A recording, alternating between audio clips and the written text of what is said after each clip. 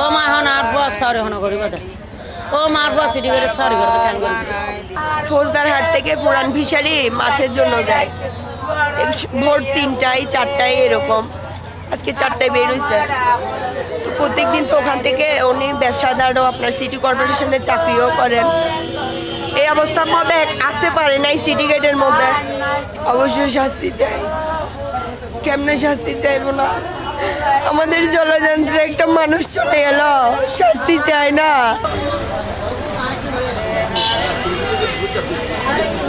আমি সিরা ডিউটি ছিলাম mobile duty ছিলাম তারপর আমি 999-এর কল পাইছি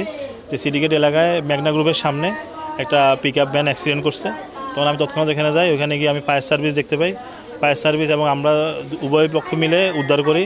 তার মধ্যে আপনার 5 জনের একদম স্পট ডেড পাওয়া গেছে আর সম্ভবত 4 জন আহত অবস্থায় আছে এই 5 জনের মধ্যে 3 জনের নাম ঠিকানা পাওয়া গেছে আর 2 জনের এখন আইডেন্টিফাই করা যায় না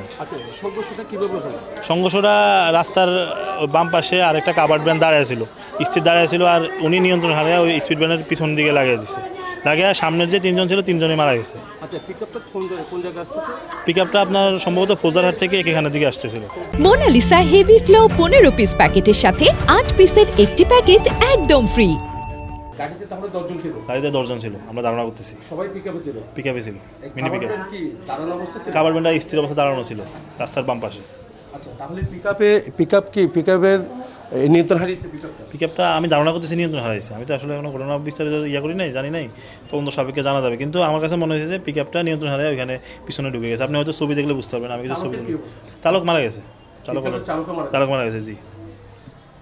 আমরা তো জাস্ট এখন সুরতাল করতেছি যে আইনগত যত ব্যবস্থা আছে আমরা নিব সমস্যা